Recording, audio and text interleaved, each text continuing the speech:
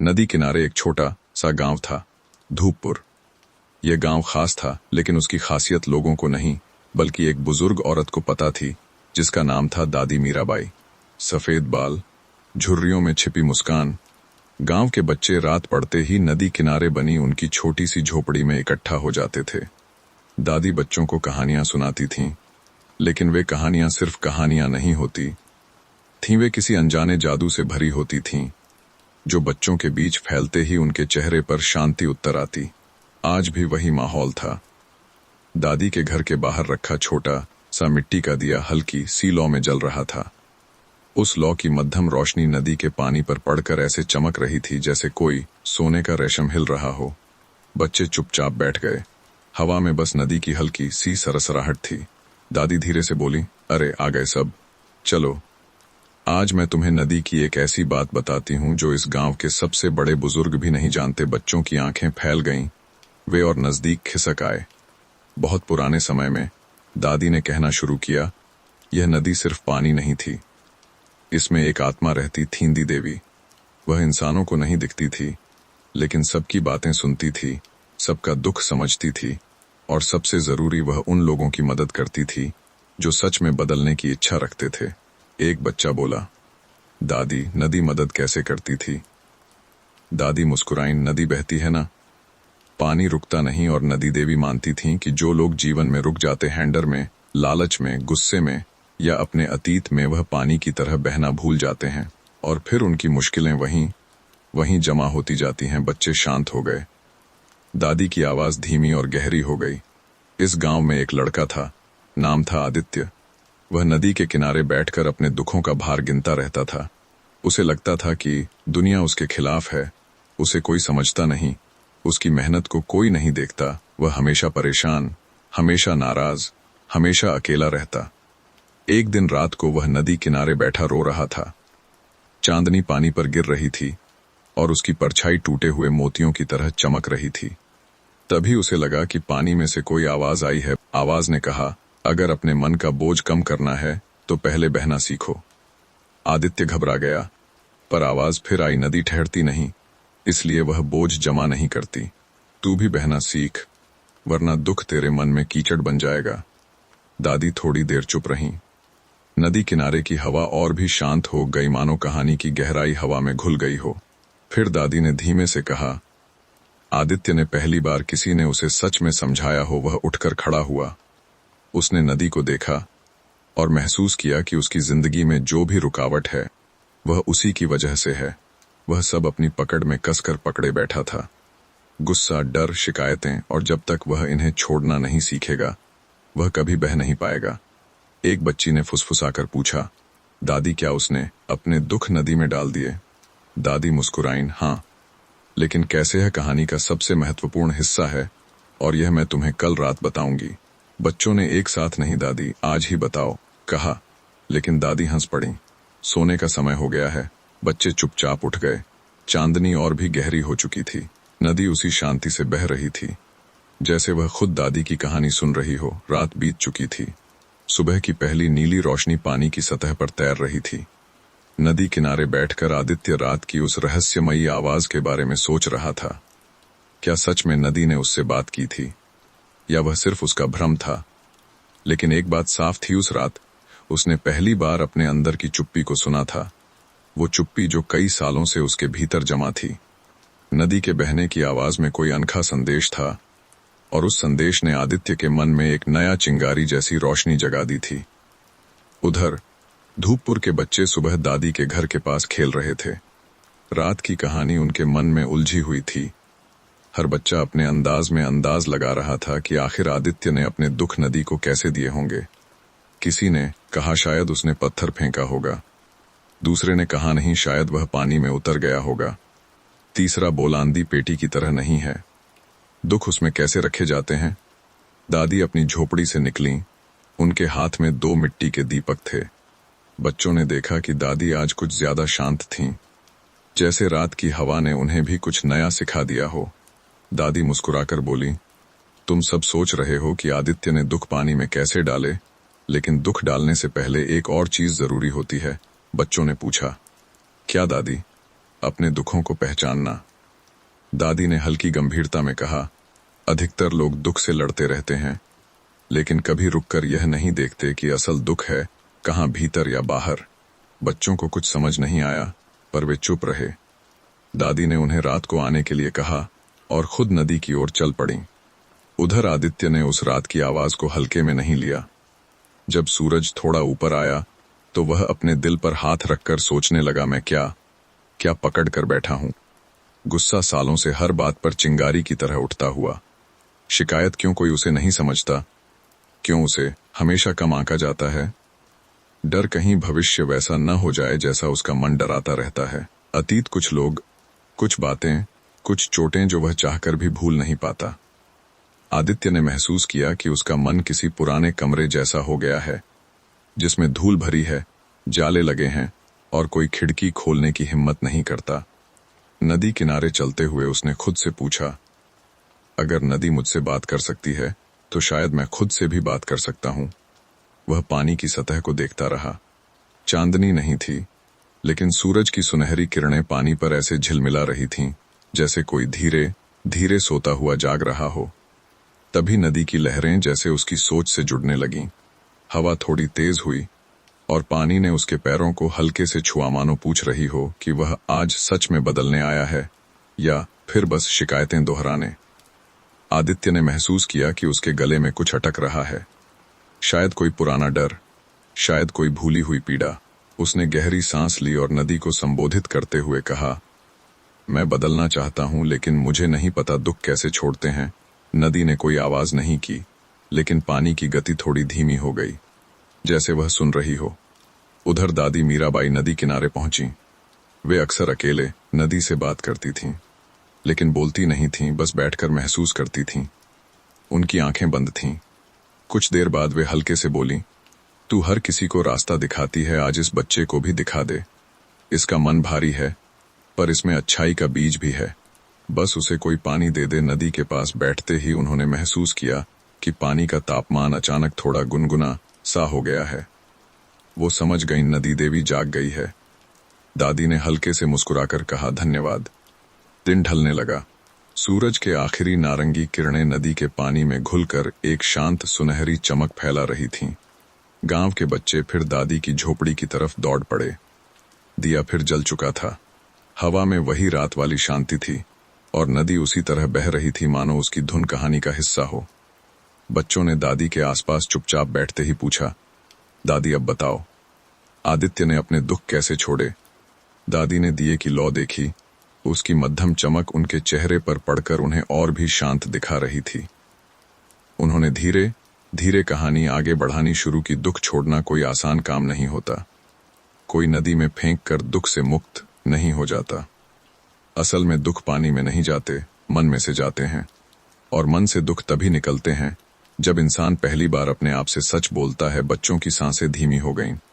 रात की हवा और भी शांत, नदी की आवाज धुन जैसी। दादी आगे बोली, उस शाम आदित्य ने पहली बार अपने दिल का दरवाजा खोला और यही उसके परिवर्तन की शुरुआत थी। रात अब पूरी तरह उतर चुकी थी। आसमान में चांद आधा था, लेकिन उसकी ठंडी रोशनी नदी पर ऐसे बिखरी थी जैसे किसी ने चांदी का घोल पानी पर फैला दिया हो। नदी किनारे बैठा आदित्य पानी के बहाव को देखता रहा, धीमा, स्थिर और फिर भी आगे बढ़ता हुआ। शाम की दादी की कहानी ने बच्चों को सोच में डाल दिया था। आदित्य ने हल्की ठंडी हवा को चेहरे पर महसूस किया। वह थोड़ी देर तक चुप बैठा रहा, फिर गहरी सांस लेकर बोला, अगर तुम सच में मुझे सुन रही हो तो बताओ, अपने मन का बोझ कैसे छोड़ा जाता है। एक पल को सब शांत हुआ, जैसे हवा भी ठहर गई हो। फिर एक बहुत हल्की आवाज, इतनी धीमी कि वह आवाज है या बस मन का कंपन समझना मुश्किल। बोझ छोड़ने के लिए पहले यह जानना पड़ता है कि तुमने क्या उठाया हुआ है। आदित्य की सांस अटक गई। आवाज साफ नहीं थी, लेकिन उसमें एक अजीब सी मिठास थी, जैसे किसी माँ की फुसफुसाहट, किसी दोस्त का सहारा या किसी अध्यात्म की गहराई। आदित्य ने डर और हिम्मत के बीच बोलने की कोशिश की, मुझे समझ नहीं आता कि दुख पहचानने का क्या मतलब है। दुख तो दुख होता है, फिर चाहे वह छोटा हो या बड़ा। नदी हौले से हिली, पानी में धीमी लहरें उठीं। चांदनी उन लहरों पर चमकी और मानो उसी चमक से आवाज आई, नहीं, बच्चे, हर दुख का अपना चेहरा होता है। जब तक तुम उसका चेहरा पहचानोगे नहीं, तब तक तुम उसे पकड़ कर रखे रहोगे।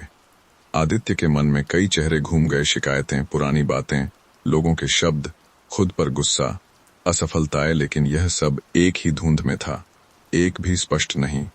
आदित्य ने हताश होकर कहा, मैं कैसे पहचानूं? क्या दुखों के नाम भी होते हैं? नदी ने हल्के से सिसकारी ली, लेकिन वह शिकायत की सिसकारी नहीं थी, वह किसी गहरी करुणा की आवाज थी। दुखों के नाम होते हैं और वे नाम तुम्हारे दिल पर उकेरे होते हैं। तुमने बस इतना समय कभी खुद को देखने में नहीं लगाया जितना दूसरों को देखते हुए लगाते हो।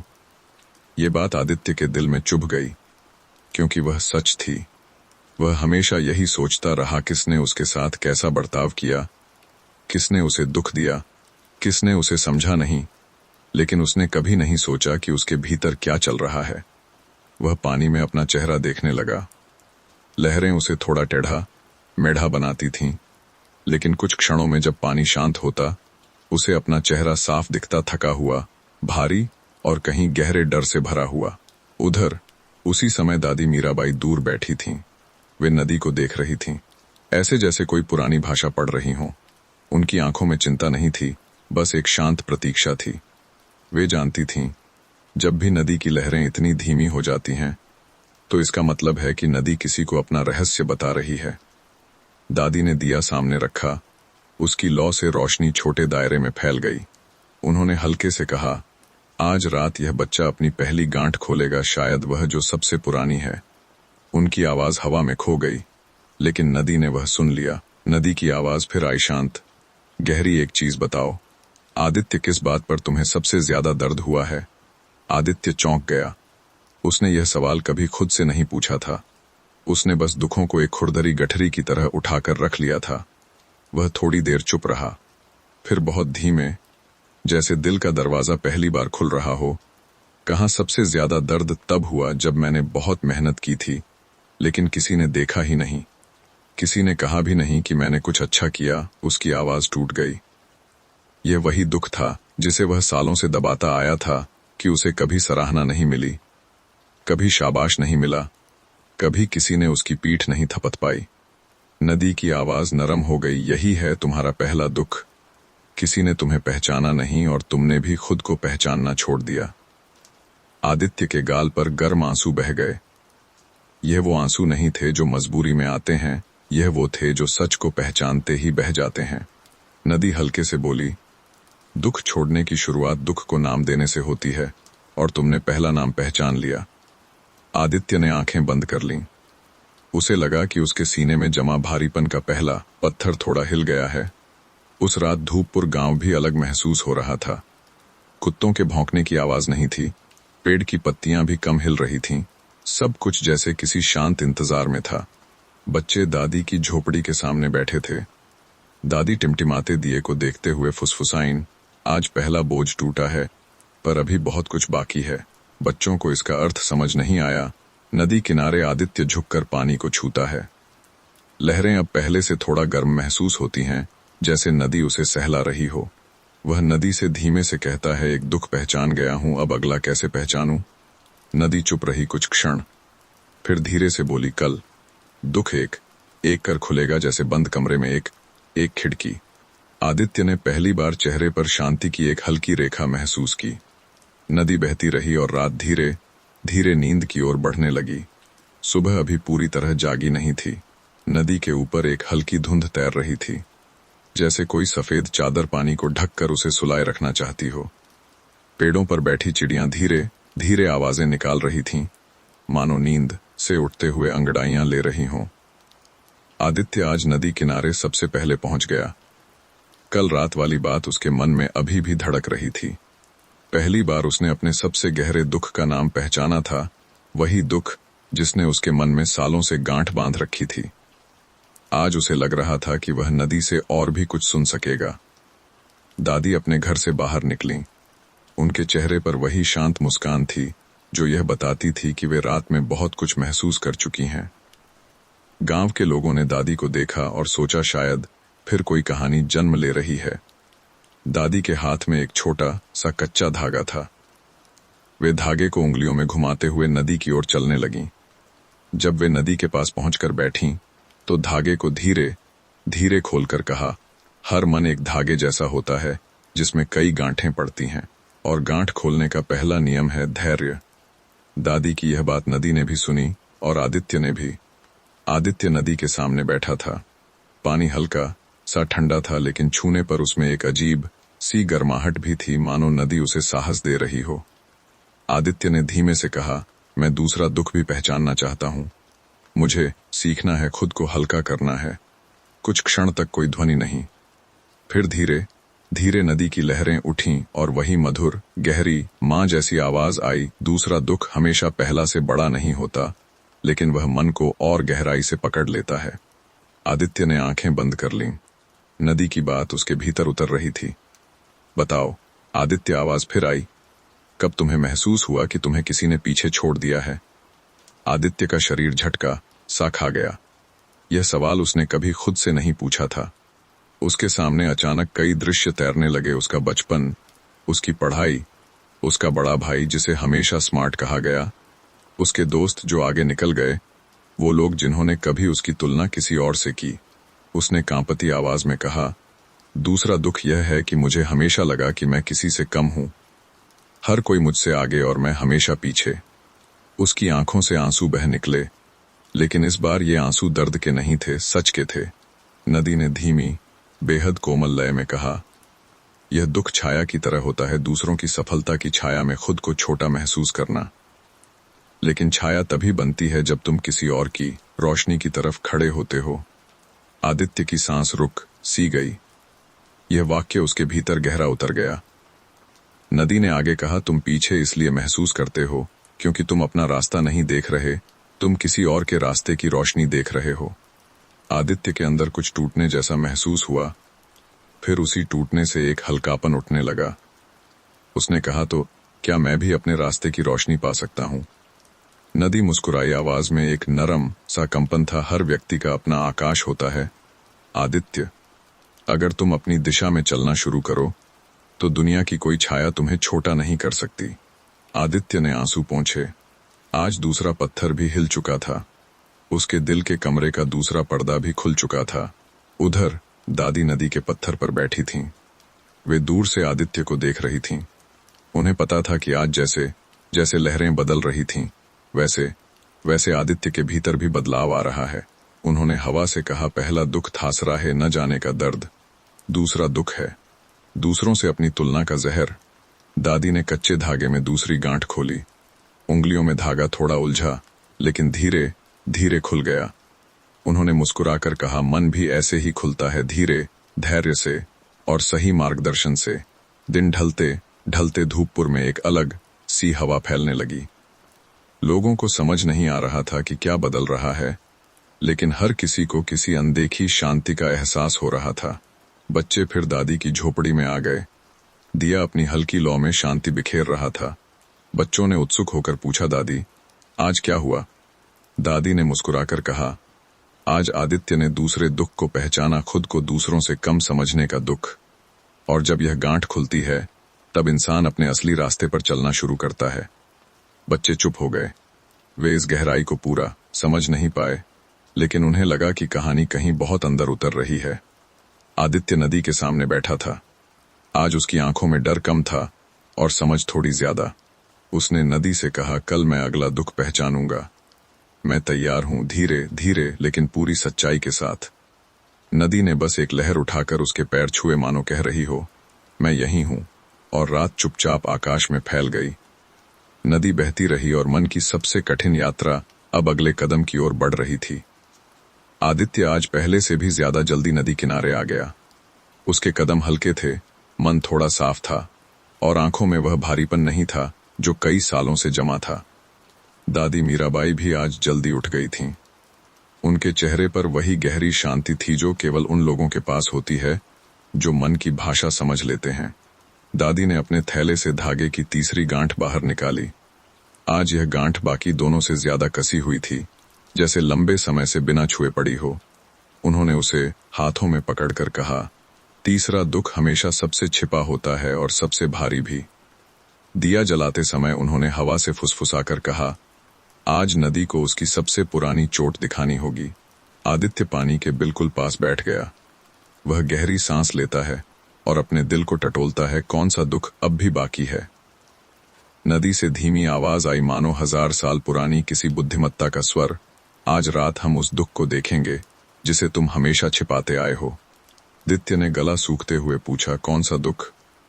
नदी की आवाज उतनी ही शांत, वह दुख जिसे तुमने कभी किसी से कहा नहीं, नहीं अपने घर वालों से, नहीं दोस्तों से, और नहीं खुद से भी।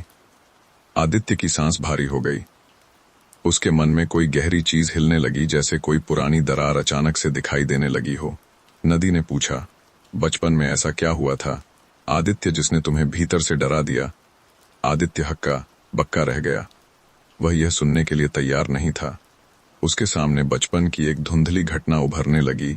जब वह छोटा था, एक बार उसने गलती से कुछ तोड़ दिया था। उसकी छोटी मासूम सी गलती पर किसी ने उसे डांटा नहीं, बल्कि उसकी चुप्पी का मजाक उड़ाया था। उसने कांपते हुए कहा, मुझे बचपन में अपनी बात कहने से डर लगने लगा था। उसकी आवाज टूट गई। यह वही दुख था जिसे वह इतने वर्षों से सबसे ज्यादा छिपाता आया था। नदी की आवाज बेहद कोमल, मानो किसी माँ की गोद, तो इसलिए तुम कभी पूरी तरह खुलकर नहीं बोले। तुमने डर को अपनी आवाज पर ताला लगा दिया। आदित्य रोने लगा, धीरे, शांत और गहराई से। यह रोना किसी चोट का रोना नहीं था, यह वो रोना था जो दिल में जमे बर्फ को पिघलाता है। नदी ने आगे कहा, आदित्य, सबसे बड़ा दुख वही होता है जो हमें अपनी आवाज खोने पर मजबूर कर दे। आदमी अपनी आवाज खो दे तो खुद को खो देता है। आदित्य अब भी रो रहा था, लेकिन उसकी आंखों में सुकून आ रहा था। अदी की बात हवा में घुलती रही। तुम्हें बचपन में किसी ने यह नहीं सिखाया कि गलती करने का मतलब गलत होना नहीं है, और चुप रहना तुम्हारी कमजोरी नहीं थी, बल्कि डर का असर था। आदित्य ने पहली बार महसूस किया कि यह दुख कितना बड़ा था। यह सिर्फ एक घटना नहीं थी, यह उसके आत्मविश्वास की जड़ में लगा घाव था। उधर दादी नदी के बहाव को पढ़ रही थीं।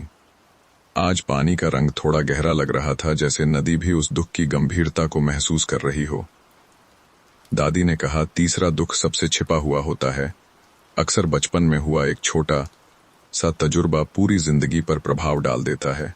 उन्होंने धागे की कसी हुई तीसरी गांठ खोली। यह गांठ बाकी दोनों से ज्यादा समय ले रही थी। धागा खुलते ही दादी ने आंखें बंद कर लीं। उन्हें पता था अब आदित्य की आत्मा हल्की हो रही है। इस शाम धूपपुर गांव में एक अलग सी ऊर्जा थी। लोगों को समझ नहीं आ रहा था कि क्या बदल रहा है, लेकिन हर किसी को लग रहा था जैसे उनके दिल का भी कोई बोझ हल्का हो रहा है। एक बूढ़े ने कहा, आज हवा में करुणा है। एक औरत बोली, आज नदी की आवाज मां जैसी लग रही है। एक बच्चे ने कहा, मुझे तो लगता है नदी मुस्कुरा रही है। कोई नहीं जानता था कि नदी किससे बात कर रही है, लेकिन उसकी शांति सब में फैल रही थी। बच्चे फिर दादी की झोपड़ी में बैठे थे। दिया शांत लौ में जल रहा था। दादी ने आज की रात बहुत धीमी आवाज में कहा, तीसरी गांठ उस चोट की होती है जिसे हम बोल नहीं पाते। जब आदमी अपनी आवाज खो देता है तो उसका आत्मा रोने लगती है। बच्चे चुप हो गए। आज कहानी ने उन्हें गहराई से छू लिया था। आदित्य नदी से कहता है, तीसरा दुख मैंने पहली बार आज किसी को बताया है। मैं हल्का महसूस कर रहा हूं, लेकिन साथ ही डर भी। नदी हल्के से बोली, डर मत। डर बताना ही डर को खत्म करने का पहला कदम है। आदित्य ने चांद की तरफ देखा, लग रहा था जैसे चांद भी आज थोड़ा और चमक रहा हो। नदी बहती रही और रात धीरे धीरे मन के बोझ को अपने साथ ले जाती रही। संध्या का समय था। सूरज की लालिमा नदी के पानी पर ऐसे फैल रही थी जैसे कोई धीरे धीरे सुनहरी रेशम की चादर बिछा रहा हो। नदी किनारे आदित्य बैठा था। उसके चेहरे पर हल्की मुस्कान थी, लेकिन मन में अब भी हल्की बेचैनी थी। पहले दुख और दूसरे दुख को पहचानने के बाद तीसरे दुख का बोझ थोड़ा हल्का हुआ, लेकिन उसका अंतिम रूप अभी भी सामने नहीं आया था। दादी मीराबाई दूर से नदी की ओर देख रही थीं। उनकी आंखों में वही शांत गहराई थी जो बताती थी कि अब आदित्य अगले कदम के लिए तैयार है। आदित्य ने पानी को छूकर धीरे से कहा, मैं हल्का महसूस कर रहा हूं, लेकिन मेरा मन अभी भी डर और चिंता में है। क्या यह सही है? नदी की आवाज हल्की सी मुस्कान जैसी आई, डर और चिंता हमेशा रहेंगे, लेकिन जब तुम अपने दुख को पहचानते हो तब वह डर तुम्हारे ऊपर हावी नहीं होता। आदित्य ने गहरी सांस ली। उसने महसूस किया कि नदी का बहाव सिर्फ पानी का नहीं है, यह उसकी सोच, उसकी भावना और उसकी आत्मा को भी बहा रहा है। दादी नदी किनारे आकर उसके बगल में बैठ गईं। दीपक की हल्की लौ उनके चेहरे पर खेल रही थी। उन्होंने कहा, आदित्य, अब जब तुमने 3 दुख पहचाने हैं, अगला कदम है उन्हें समझना और अपने भीतर से जाने देना।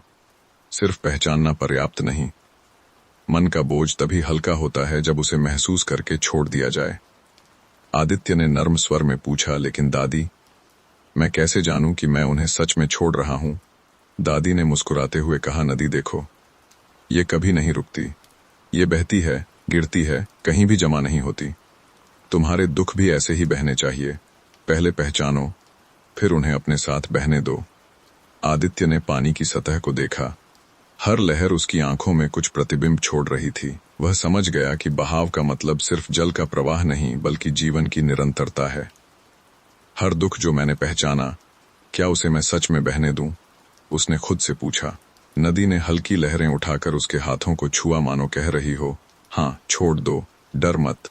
आदित्य ने धीरे धीरे अपनी आंखें बंद कीं। उसने अपने गले की गांठों को महसूस किया। गुस्सा, डर, शिकायत, पिछली चोटें, और धीरे धीरे, जैसे हवा से पत्तियां बहती हैं, वे गांठें हल्की होने लगीं। कुछ देर चुप रहने के बाद आदित्य ने महसूस किया, उसका मन अब पहले से शांत है।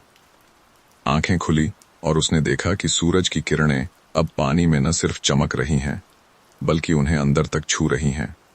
वह पहली बार समझ पाया कि दुख सिर्फ दर्द नहीं है, वे संकेत हैं। संकेत यह जानने के लिए कि हमें खुद को बेहतर बनाना है, समझना है और आगे बढ़ना है। दादी ने हल्की मुस्कान के साथ कहा, आदित्य, अब तुम्हारा तीसरा दुख हल्का हुआ है, लेकिन याद रखो, मन हमेशा बदलता रहेगा। हर बार जब तुम्हें डर, गुस्सा या असुरक्षा लगे, बस नदी की तरह बहना याद रखना। छोड़ना सीखना सबसे बड़ी ताकत है। आदित्य ने सिर झुकाया। उसने महसूस किया कि दादी केवल बातें नहीं बता रही हैं, वे उसे जीवन की सबसे सरल लेकिन सबसे गहरी सच्चाई सिखा रही हैं। धूपपुर गांव की शाम भी धीरे धीरे शांत हो रही थी। हवा में हल्की ठंडक थी। नदी की धुन और भी मधुर लग रही थी। गांव के बच्चे अपनी अपनी कहानियों में खो गए थे। किसी ने कहा, आज हवा में कुछ खास है, और किसी ने फुसफुसाया, नदी भी खुश लग रही है। किसी को नहीं पता था कि नदी आदित्य के भीतर बदलाव को महसूस कर रही है, लेकिन यह बदलाव सबके मन में हल्की सी शांति छोड़ गया था। आदित्य ने चुपचाप पानी को देखा। उसने धीरे से कहा, मैंने 3 दुख पहचाने और अब उन्हें बहने दिया। शायद अब मैं आगे बढ़ सकता हूं। नदी ने हल्की सी लहर उठाई, जैसे किसी ने धीरे धीरे उसका हाथ थामा हो। रात धीरे धीरे फैल गई। चांद की रोशनी पानी पर खिल रही थी और आदित्य पहली बार लंबे समय बाद अपने मन में हल्कापन महसूस कर रहा था। रात पूरी तरह उतर चुकी थी। नदी के ऊपर चांदनी फैल रही थी और पानी की सतह पर चांद की परछाई नाच रही थी। आदित्य नदी किनारे बैठा था। उसका मन अब पहले की तुलना में हल्का था। 3 दुखों को पहचानने और उन्हें बहने देने के बाद भी उसके भीतर एक खालीपन और एक हल्का डर बाकी था। वह डर जिसे वह अब तक न समझ सका था, न ही किसी से साझा किया था। दादी मीराबाई दूर से नदी की ओर देख रही थीं। उनकी आंखों में वही शांति थी जो बताती थी अब आदित्य अपनी सबसे बड़ी चुनौती के लिए तैयार है। आदित्य ने पानी को छूते हुए धीमे स्वर में कहा, 3 दुखों को मैंने पहचान लिया, उन्हें बहा दिया, लेकिन अभी भी डर है भविष्य से, यह सोचकर कि मैं फिर पीछे रह जाऊंगा। क्या यह चौथा दुख है? नदी की हल्की लहरें उठीं। धीमे स्वर में आवाज आई, हाँ आदित्य, चौथा दुख वही है जो भविष्य के बारे में तुम्हारे मन में है। डर का सबसे बड़ा रूप यही है, अनजान का भय। आदित्य ने गहरी सांस ली। वह हमेशा यही सोचता आया था, क्या वह सफल होगा? क्या लोग उसे समझेंगे? क्या उसकी मेहनत व्यर्थ जाएगी? अब उसे समझ आया कि यही वह चौथा दुख है जो भविष्य के अनदेखे रास्तों से जुड़ा है। दादी नदी किनारे आईं। उनकी आंखों में अनुभव की गहराई थी। उन्होंने कहा, भविष्य का डर सबसे सामान्य दुख है, लेकिन यह वही दुख है जिसे पहचानते ही इंसान बदल जाता है। क्योंकि डर सिर्फ कल्पना है और कल्पना का भार केवल आज महसूस किया जा सकता है। आदित्य ने पूछा, लेकिन दादी, मैं कल्पना को कैसे छोड़ दूं? अगर भविष्य में मैं फिर हार गया तो? दादी ने मुस्कुराते हुए कहा, तुम्हें भविष्य को पकड़ना नहीं है, तुम्हें केवल आज को जीना है। जब आज सही तरीके से जीते हो तो भविष्य अपने आप हल्का हो जाता है। आदित्य ने पानी में अपना चेहरा देखा। वह जल में अपनी परछाई से बात करता हुआ लगा। धीमे स्वर में कहा, मैं डरता हूं, लेकिन मैं सीखना चाहता हूं कि डर को कैसे बहाया जाए। नदी की लहरें उसकी उंगलियों को छूती हुई बोली, भविष्य का डर केवल एक संकेत है। यह बताता है कि तुम्हारे भीतर जिम्मेदारी और उम्मीद है। डर को महसूस करो, लेकिन उसे अपने निर्णयों पर हावी मत होने दो। आदित्य ने धीरे धीरे सिर हिलाया। उसने महसूस किया कि डर केवल तब शक्तिशाली होता है जब हम उसे सोच समझ कर बढ़ने देते हैं। जब हम उसे पहचान कर छोड़ देते हैं तो वह केवल एक हल्की हवा की तरह बन जाता है जो बहता है पर हमारे भीतर जड़ नहीं जमाता। धूपपुर गांव की रात और भी शांत लग रही थी। हवा में हल्की ठंडक, पेड़ों की सरसराहट और नदी की धीमी धुन सब कुछ आदित्य के भीतर परिवर्तन का एहसास करा रहा था। बच्चे आज भी दादी की झोपड़ी के पास बैठे थे। दिया की रोशनी उनके चेहरे पर खेल रही थी।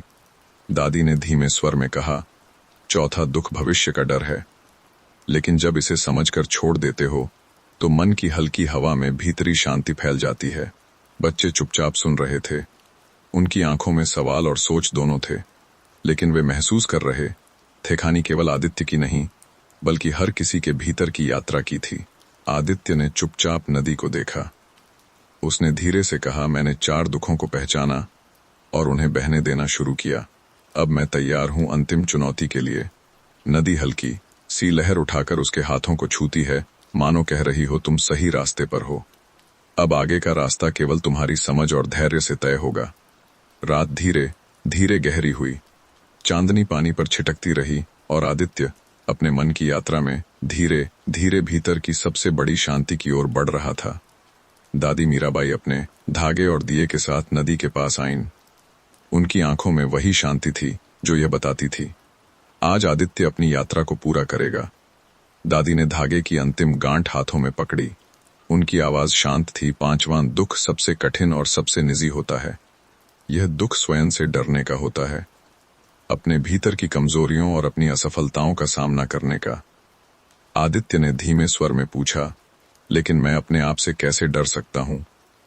दादी मुस्कुराई, जब तुम अपनी सच्चाई को स्वीकार नहीं करते, जब तुम अपने दोषों और कमजोरियों को छिपाते हो, तब तुम्हारे भीतर का डर बढ़ता है, और यही 5वां दुख है। आदित्य ने आंखें बंद कर लीं। उसने अपने भीतर झांकना शुरू किया, पुरानी गलतियां, भूल, शर्मिंदगी और वह असहायपन जो उसने हमेशा महसूस किया। वह धीरे धीरे खुद से पूछता गया, क्या मैं कभी अच्छा बन पाऊंगा? क्या मैं अपनी गलती सुधार पाऊंगा? क्या मैं किसी को निराश नहीं करूंगा? नदी की हल्की लहरें उसके हाथों को छू रही थीं। धीमे स्वर में आवाज आई, डर मत। जब तुम अपने डर को पहचानते हो तब वह तुम्हारा शिक्षक बन जाता है। आदित्य ने महसूस किया कि यह डर केवल उसे कमजोर बनाने नहीं आया था, बल्कि उसे यह सिखाने आया था कि कैसे अपने अंदर की ताकत को पहचाने।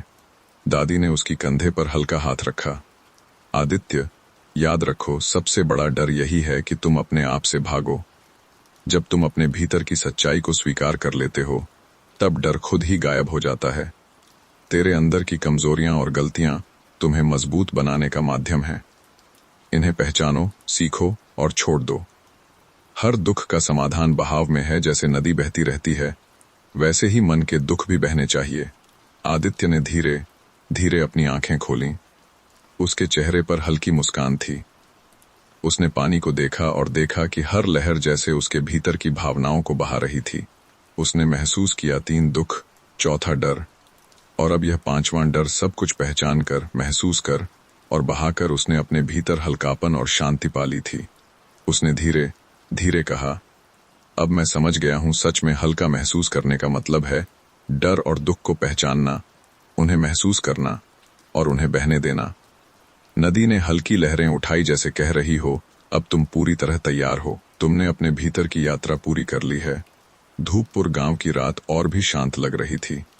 हवा में हल्की ठंडक, पेड़ों की सरसराहट और नदी की धीमी धुन सब कुछ आदित्य की आत्मा की शांति का प्रतीक बन गया। बच्चे दादी की झोपड़ी के पास बैठे थे। दिए की हल्की रोशनी उनके चेहरे पर खेल रही थी। दादी ने मुस्कुराते हुए कहा, आदित्य ने 5 दुख पहचाने, उन्हें बहने दिया, और अब वह मन की शांति और सच्चाई को समझ चुका है। यही जीवन का सबसे बड़ा सबक है।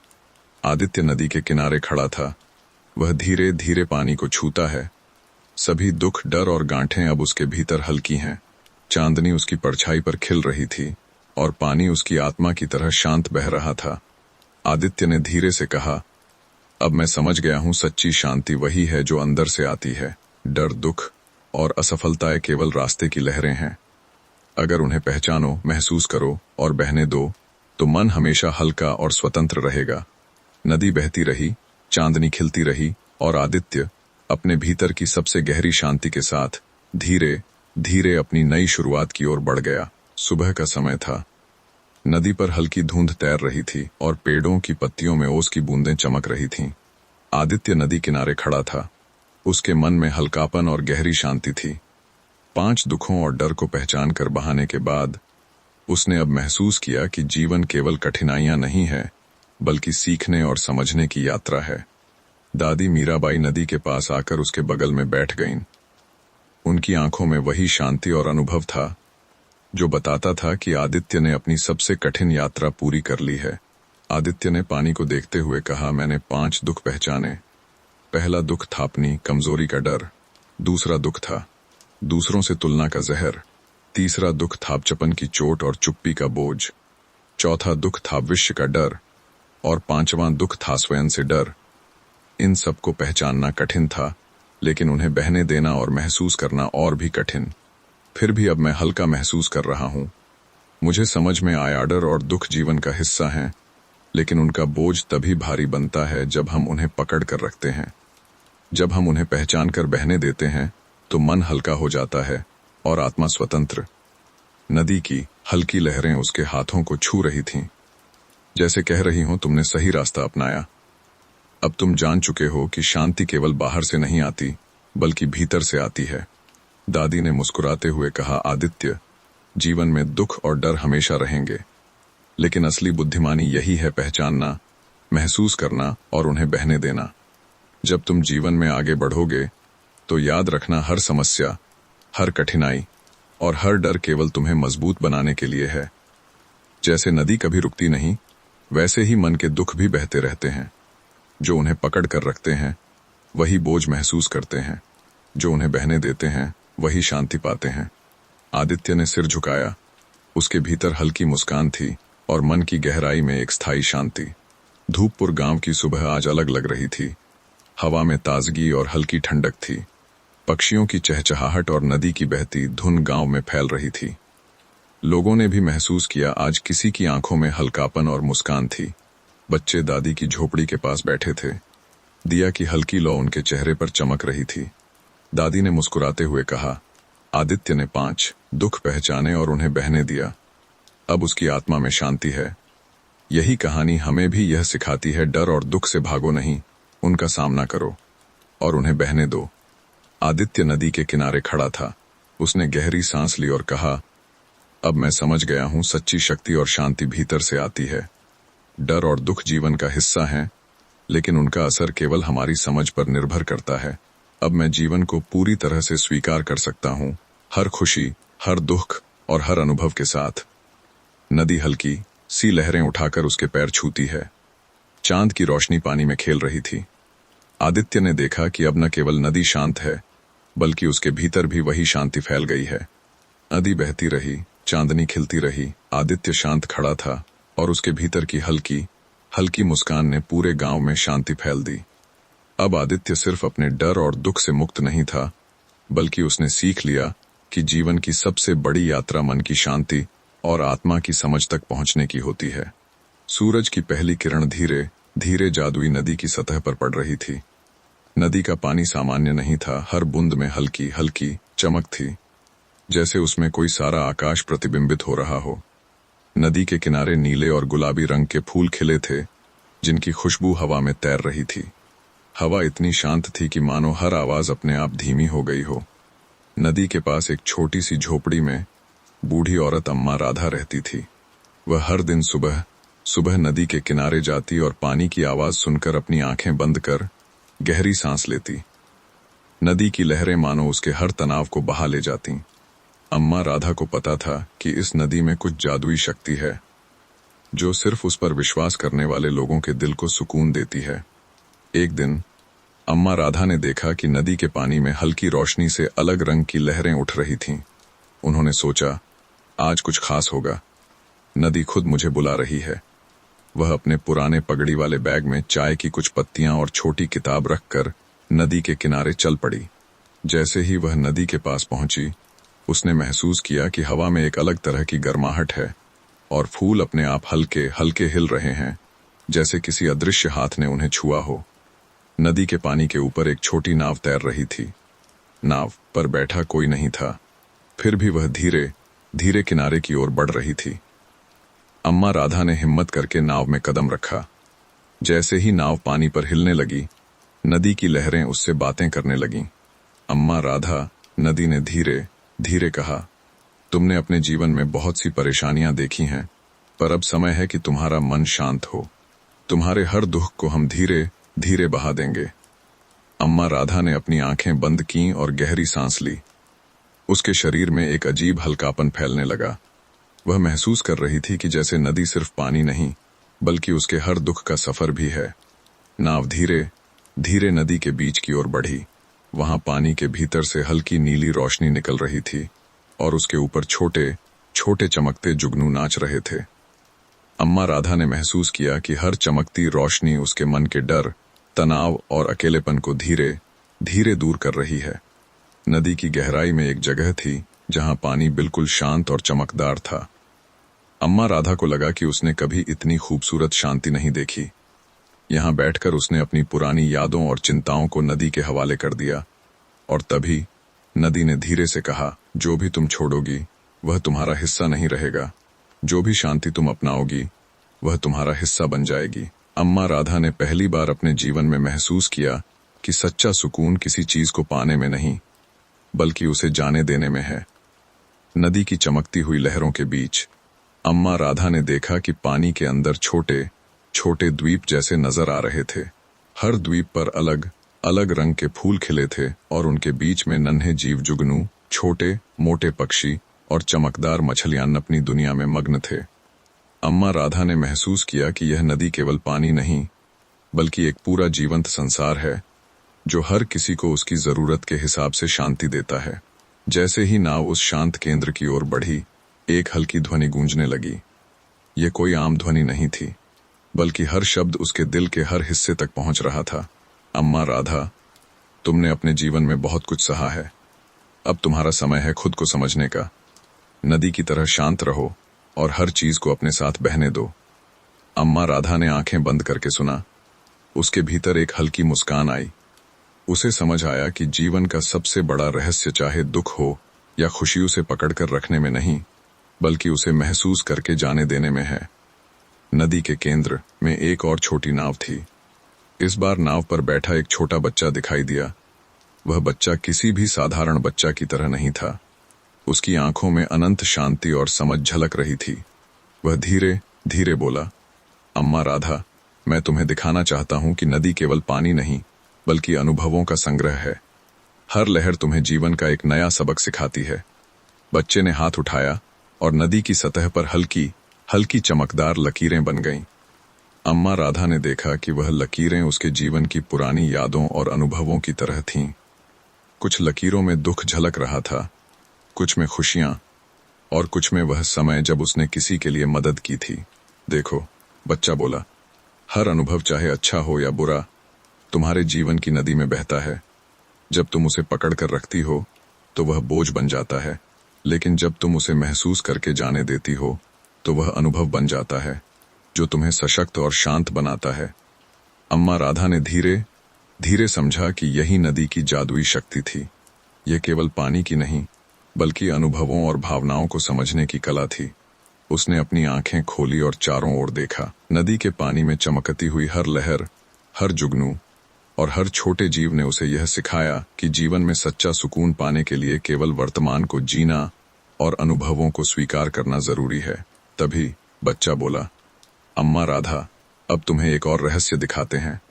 उसने अपनी छोटी हथेली नदी की सतह पर रखी। जैसे ही उसके हाथ ने पानी को छुआ, पानी की सतह से हल्की हल्की रोशनी उठी और नदी के अंदर से सुंदर संगीत की धुनें आने लगीं। संगीत में न केवल स्वर थे, बल्कि हर स्वर उसके दिल के डर और बेचैनी को धीरे धीरे दूर कर रहा था। अम्मा राधा ने महसूस किया कि यह संगीत उसके अंदर की गहरी शांति तक पहुंच रहा है। उसका दिल हल्का और मन शांत हो गया। उसने पहली बार सच में महसूस किया कि शांति पाने के लिए किसी और जगह जाने की जरूरत नहीं, बस खुद के अनुभवों को समझना और उन्हें जाने देना ही काफी है। बच्चा धीरे धीरे गायब हो गया, लेकिन उसकी आवाज अभी भी नदी की लहरों में गूंज रही थी। अम्मा राधा, जब भी तुम किसी तनाव या दुख में हो, याद रखना, जैसे नदी बहती रहती है, वैसे ही जीवन में भी हर अनुभव बहने दो। यही सच्चा सुख है। अम्मा राधा ने अपने हाथ पानी में डाले और नदी की ठंडी हल्की चमकती लहरों को महसूस किया। उसने जाना कि अब उसका मन हमेशा शांति और सुकून में रहने वाला था। नदी ने उसे केवल शांति नहीं दी थी, बल्कि जीवन जीने की एक नई समझ भी दी थी। अम्मा राधा ने महसूस किया कि नदी सिर्फ शांति देने वाली नहीं, बल्कि हर किसी के भीतर छुपी समझ और सीख को बाहर लाने वाली भी है। अगले पल नाव धीरे धीरे उस हिस्से की ओर बढ़ी जहां पानी बिल्कुल शांत और नीला हरित चमक रहा था। वहां छोटे छोटे जादुई द्वीप थे जो हल्की कुहासे में ढके हुए थे। हर द्वीप पर कुछ न कुछ अद्भुत था, कहीं फूलों की घाटियां, कहीं झरनों की मधुर आवाजें और कहीं छोटे छोटे जानवर जो बात कर सकते थे। पहला द्वीप, सहनशीलता का द्वीप। जैसा कि अम्मा राधा ने महसूस किया, उसने उसे अपने जीवन की कठिनाइयों के बारे में सोचना सिखाया। जैसे ही उसने कदम रखा, वहां की हवा ने धीरे से कहा, हर मुश्किल तुम्हें तोड़ने नहीं आती, बल्कि तुम्हें मजबूत बनाने आती है। जो तुम सह पाओ, वही तुम्हें जीवन में आगे बढ़ने की शक्ति देगा। अम्मा राधा ने देखा कि वहां की हर छोटी चीज, पत्तियों की हिलती हुई आड़, पक्षियों की मधुर चहक उसके मन को हल्का कर रही थी। उसने महसूस किया कि जीवन की परेशानियां केवल तभी बोझ बनती हैं जब हम उन्हें पकड़ कर रखते हैं। नाव धीरे धीरे दूसरे द्वीप की ओर बढ़ी। यह द्वीप सहानुभूति का द्वीप था। यहाँ छोटे छोटे जानवर अपने दुख और खुशी साझा कर रहे थे।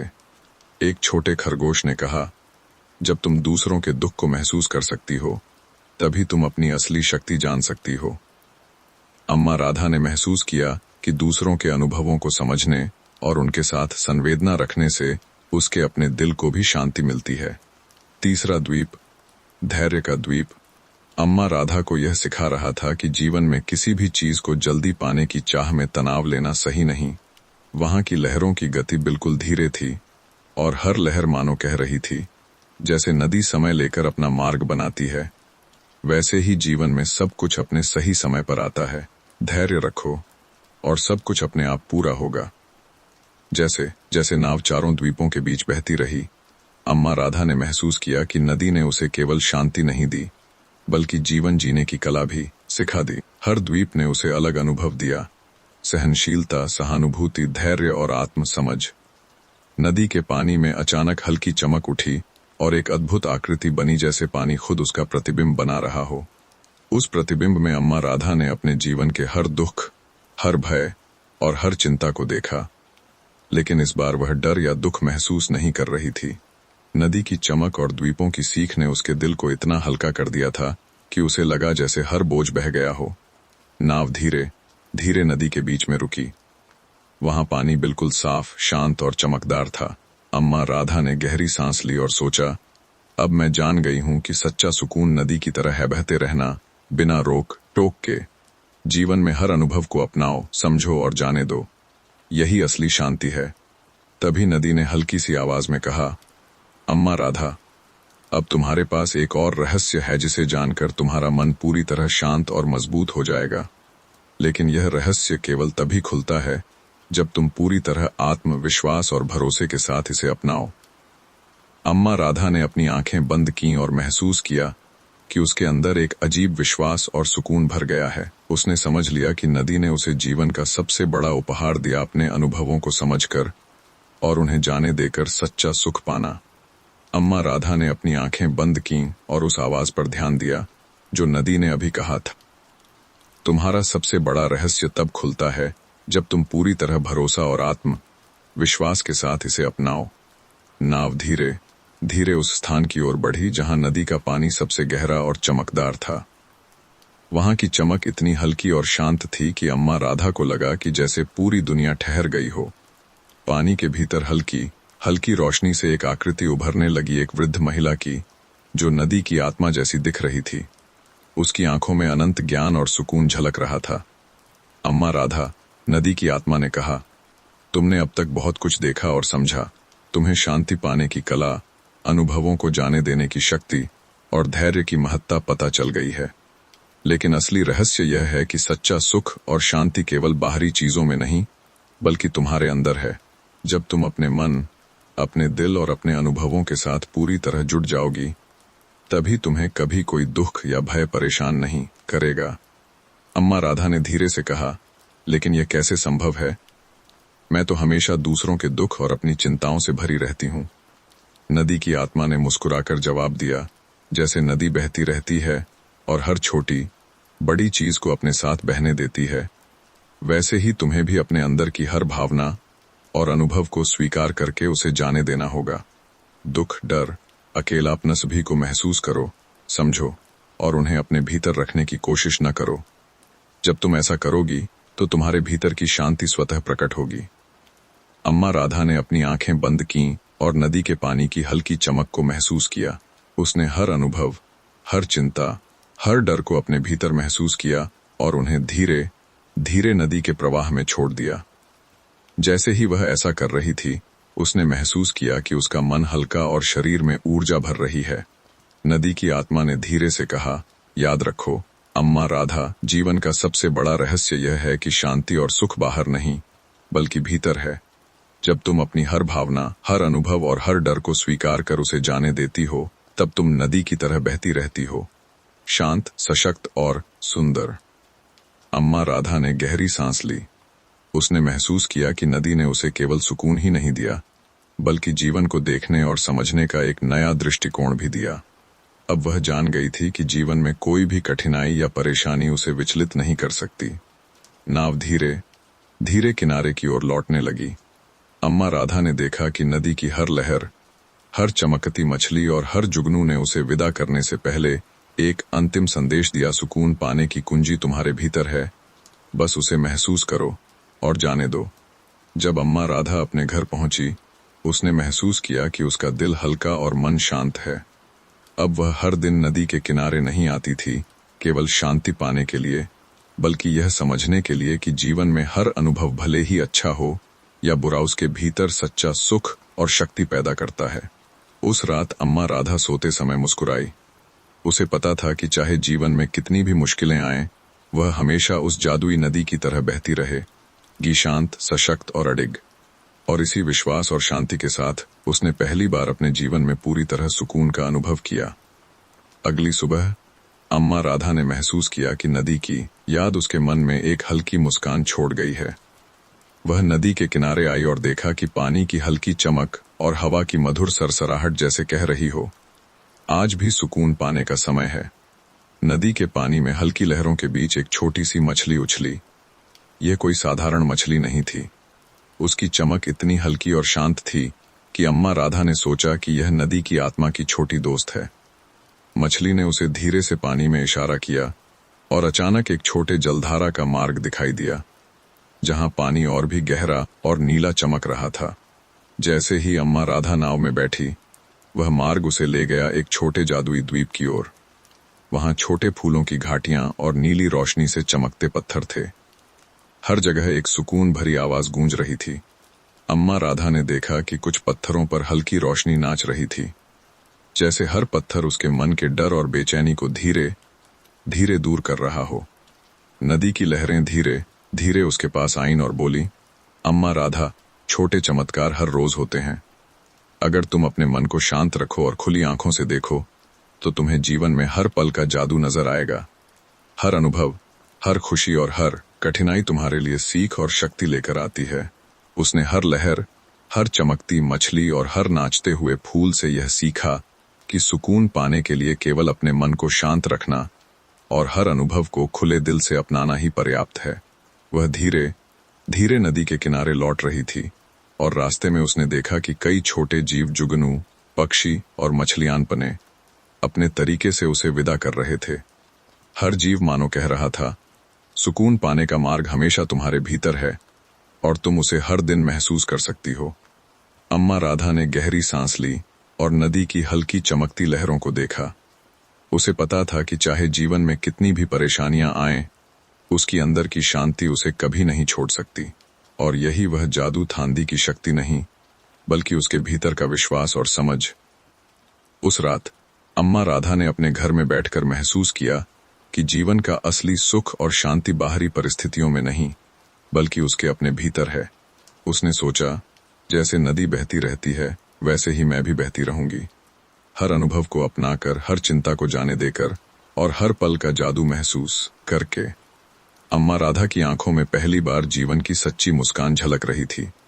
उसे पता था कि नदी ने उसे केवल शांति ही नहीं, बल्कि जीवन जीने की कला भी सिखाई थी। और यह सिख धीरे धीरे उसके हर दिन में घुलती रही, हर सुबह, हर शाम और हर छोटी खुशी के साथ। अगले दिन अम्मा राधा फिर से नदी के किनारे आई। इस बार उसने देखा कि नदी की चमक और भी हल्की, परंतु अधिक स्थिर थी।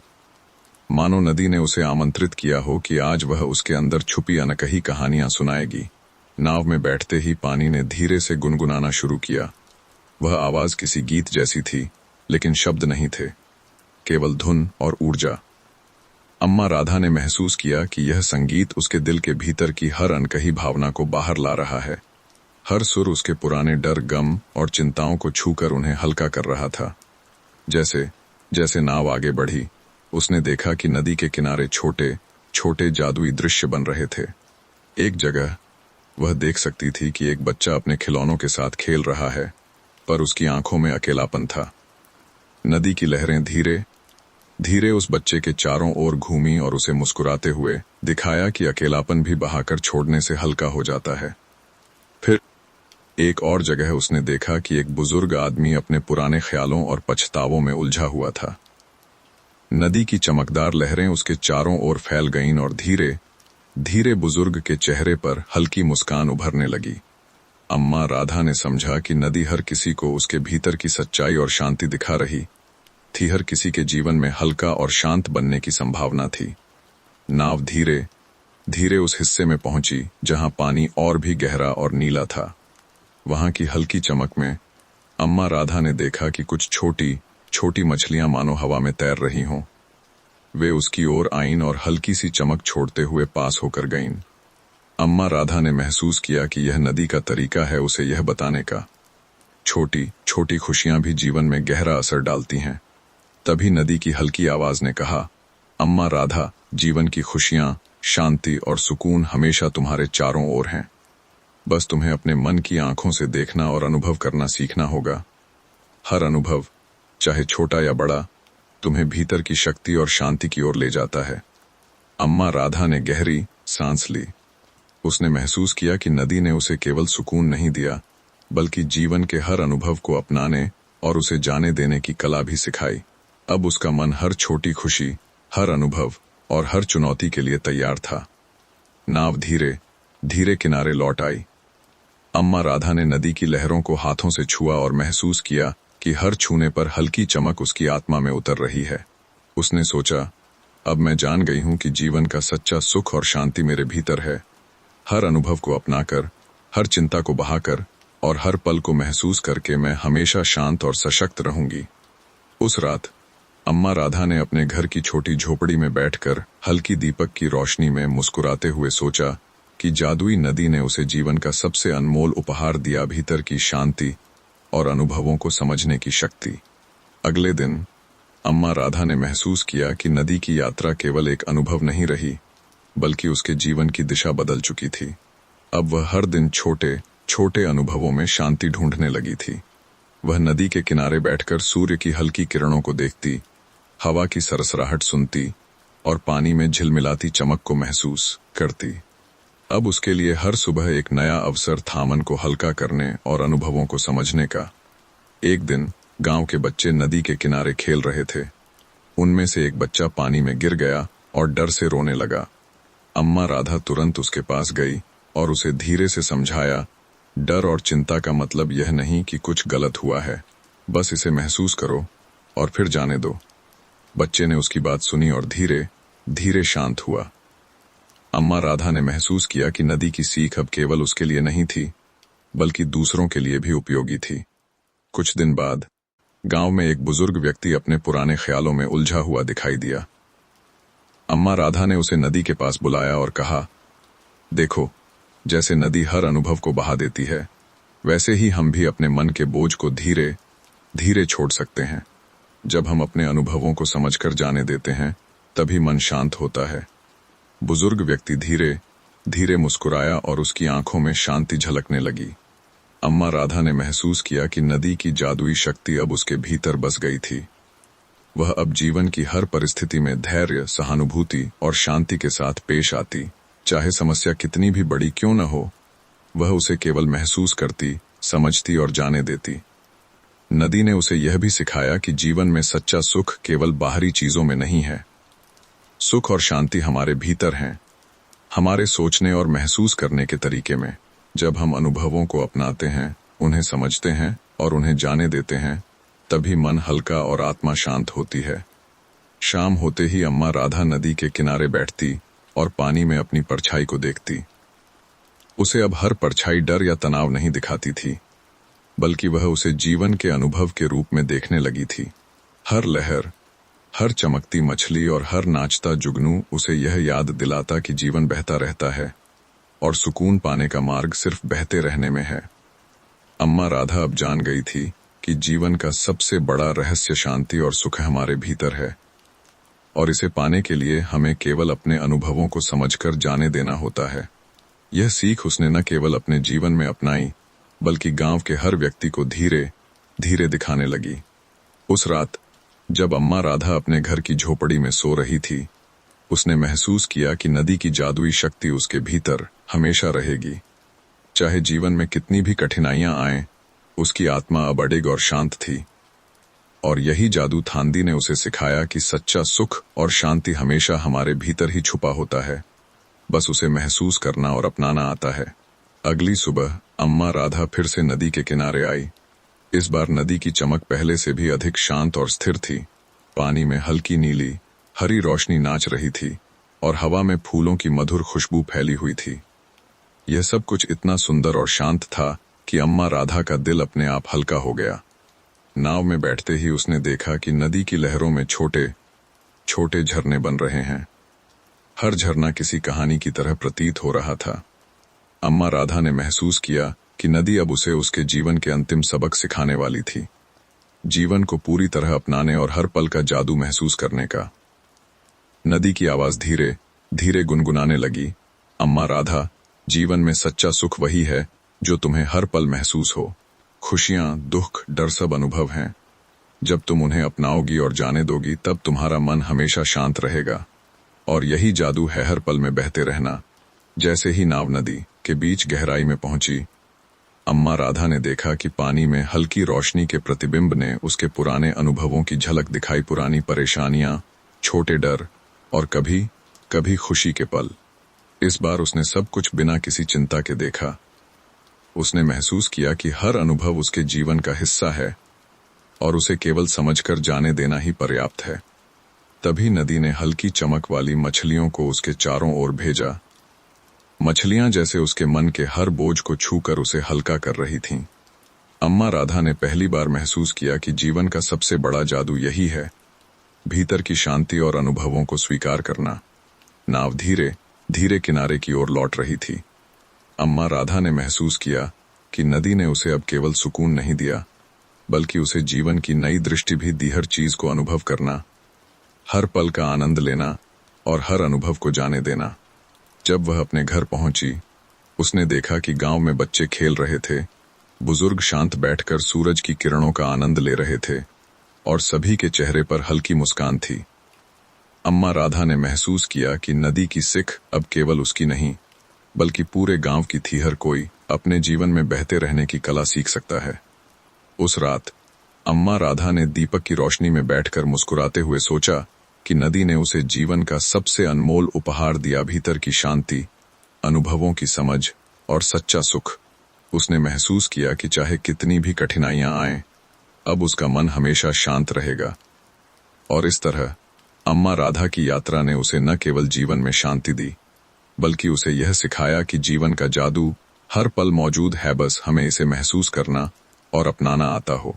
अगली सुबह अम्मा राधा नदी के किनारे बैठी थी। नदी की हल्की चमक और हवा की मधुर सरसराहट उसके दिल में गहराई से उतर रही थी। अब वह जान चुकी थी कि जीवन का सच्चा जादू भीतर ही छुपा है। हर अनुभव, चाहे खुशी हो या दुख, डर हो या प्रेम, उसके भीतर की शांति का हिस्सा बन सकता है, यदि वह उसे समझकर जाने दे।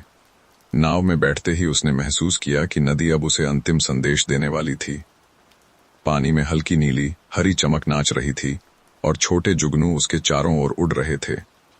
नदी की आवाज धीरे धीरे बोली, अम्मा राधा, अब तुम्हें जीवन की सबसे बड़ी सच्चाई समझ में आ गई है। तुम्हारा मन, तुम्हारा दिल और तुम्हारी आत्मा सब तुम्हारे भीतर शांति और सुख को ढूंढने के लिए पर्याप्त हैं।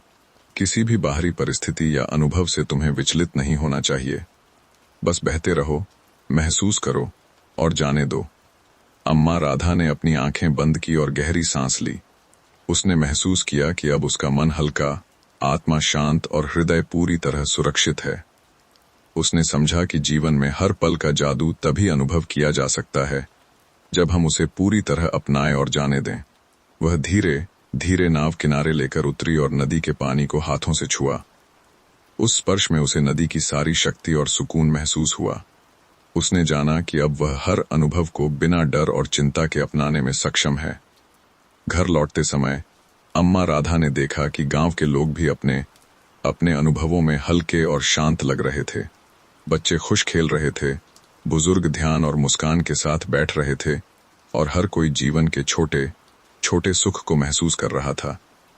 अम्मा राधा ने समझा कि नदी का जादू अब उसके भीतर बस गया था और यह शक्ति धीरे धीरे पूरे गांव में फैल रही थी। रात के समय अम्मा राधा ने अपने घर की झोपड़ी में दीपक की रोशनी में बैठकर मुस्कुराते हुए सोचा, जीवन की जादुई नदी ने मुझे सिखाया कि शांति, सुख और सुकून हमारे भीतर हैं। बस हमें इसे महसूस करना, अपनाना और बहने देना आता हो। अब मैं हर पल को जादू और शांति के साथ जी सकती हूँ। और इस तरह अम्मा राधा की यात्रा पूरी हुई। उसकी आत्मा हल्की और मन शांत था। नदी ने उसे केवल अनुभवों को समझना और उन्हें जाने देना नहीं सिखाया, बल्कि जीवन की असली कला भी दी, हर पल को महसूस करना, हर अनुभव को अपनाना और हर चीज को बहने देना। उसकी कहानी अब गांव में हर किसी के लिए प्रेरणा बन गई। हर कोई सीख गया कि सच्चा सुख और शांति हमेशा हमारे भीतर ही होते हैं। बस हमें उनका अनुभव करने और उन्हें अपनाने का साहस चाहिए। और इस तरह जादुई नदी की कहानी और अम्मा राधा की यात्रा ने जीवन में सच्चा शांति और सुख का रहस्य सबको सिखा दिया।